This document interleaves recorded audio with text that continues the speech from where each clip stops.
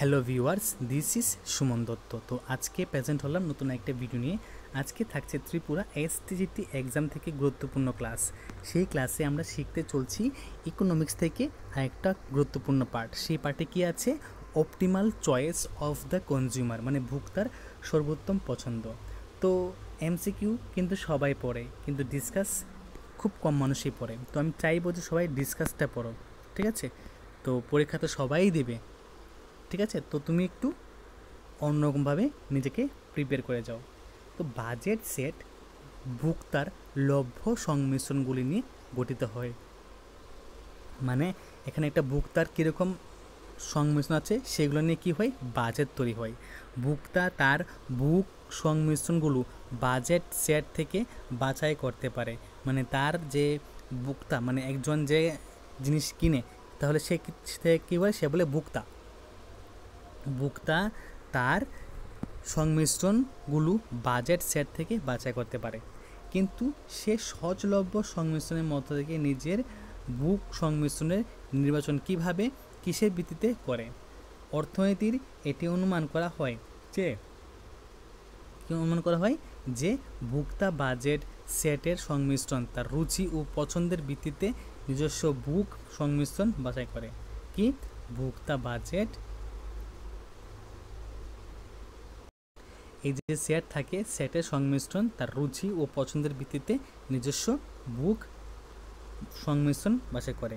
এটি সাধারণত অনুমান করা হয় যে ভোক্তার কাছে সকল সম্ভাব্য সংমিশ্রণগুলির মধ্য থেকে সুসংজ্ঞায়িত পছন্দ রয়েছে, আর সে যে দুটি সংমিশ্রণ তুলনা করতে পারে।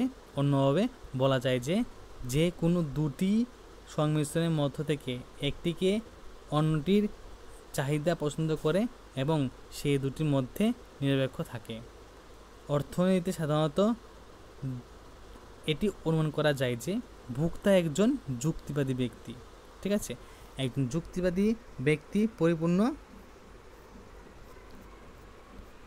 কোথায়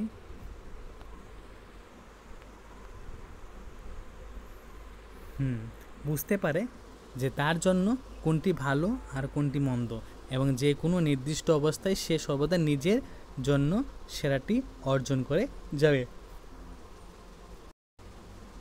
একইভাবে একজন ভোক্তার লভ্য সংমিশ্রণ সেটের মধ্যে স্পষ্ট উল্লেখিত পছন্দগুলি আছে। শুধু তাই নয়, সে তার পছন্দ অনুসারে ক্রিয়া করতে পারে।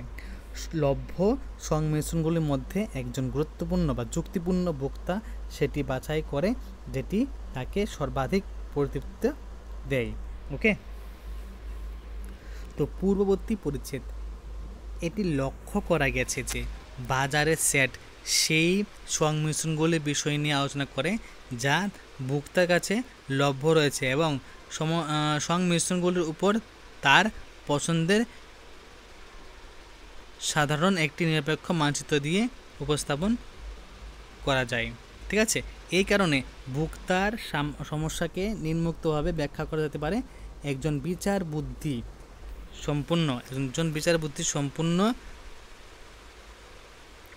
ভোক্তার সমস্যা হলো নির্দিষ্ট বাজেট সেট এবং বা সম্ভাব্য সর্বোচ্চ নিরপেক্ষ রেখার একটি বিন্দুতে আহরণ করে। তো দেখো এখানে কি বলা হয়েছে? এখানে বলা হয়েছে যে এই যে উপরের যে পরিচ্ছেদটা আছে সেটা লক্ষ্য করলে আমরা দেখতে পারবো যে বাজেট সেট সেই সংমিশ্রণগুলির বিষয়ে আলোচনা করা হয়েছে যেগুলি ভোক্তার কাছে সহজলভ্য, ঠিক আছে? এবং সংমিশ্রণগুলির উপর তাদের পছন্দকে সাধারণত একটি নিরপেক্ষ মানচিত্র দিয়ে উপস্থাপন করা হবে। এই কারণে ভোক্তার সমস্যাকে নিম্নোক্তভাবে ব্যাখ্যা করা যায় না বা যেতে পারে না। একজন বিচার বুদ্ধি সম্পূর্ণ ভোক্তার সমস্যা হলো নির্দিষ্ট বাজেট সেট এই সম্ভাব্য সর্বোচ্চ নিরপেক্ষ রেখা দ্বারা বিন্দুতে আরোহণ করে না। ওকে, তো যদি এমন কোনো বিন্দু থাকে তবে এটি কোথায় অবস্থিত? সর্বোত্তম বিন্দুটি বাজেট রেখার উপর থাকবে। বাজেট রেখার নিচে কোনো বিন্দু সর্বোত্তম হতে পারে না। বাজেট রেখার নিচের কোনো একটি বিন্দুর তুলনায় বাজেট রেখার উপর সর্বদাই কিছু কিছু বিন্দু থাকবে যেখানে কমপক্ষে একটি দ্রব্য অধিকবার থাকবে এবং অন্যটির পরিমাণ কম হবে না, এবং এই কারণে একজন ভোক্তার পছন্দ হলো একদৃষ্ট, তাই সে ভোক্তার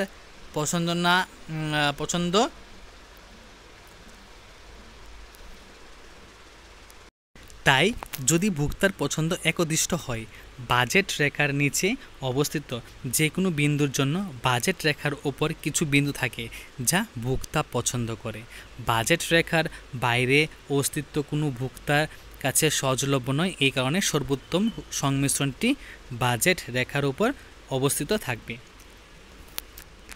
ঠিক আছে, তো বাজেট রেখার উপর সর্বোত্তম পছন্দের সংমিশ্রণটি কোথায় অবস্থিত? যে বিন্দুটিতে বাজেট রেখাটি নিরপেক্ষ রেখাগুলির মধ্যে শুধুমাত্র একটি স্পর্শ করে তবে সর্বোত্তম। কেন এরকম হয়?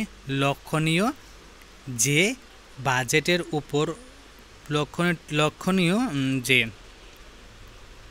কি বলা আছে, যে বাজেটের রেখার উপর অবস্থিত দুটি যে বিন্দুটি নিরপেক্ষ রেখাকে স্পর্শ করেছে ওই বিন্দুটি ছাড়া বাজেট রেখা অন্য কোনো বিন্দু নিম্নতর নিরপেক্ষ অবস্থায় অবস্থিত রয়েছে এবং তাই এগুলি নিম্ন স্তরের। অথবা এইরকম কোনো বিন্দু ভোক্তার কাম্য হতে পারে না।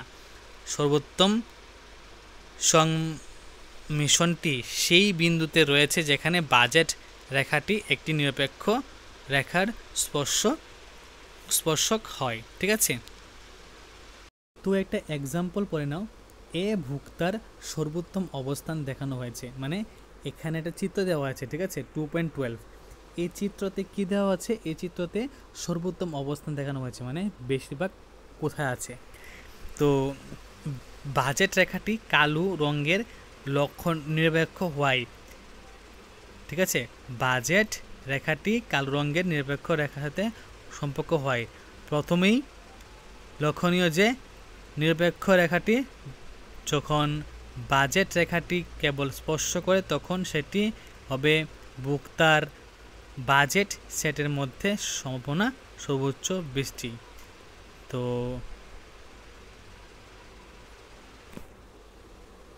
এখানে বলা হয়েছে যে ভালো করে দেখো, প্রথমে যে লক্ষণীয় হলো সেটা হলো নিরপেক্ষ রেখাটি। ঠিক আছে, যে রেখাটা নিরপেক্ষ রেখা সেটি যখন বাজেট রেখাটিকে স্পর্শ করে তখন সেটি হবে ভোক্তার বাজেট সেটের মধ্যে সম্ভাব্য সর্বোচ্চ বাজেট রেখা।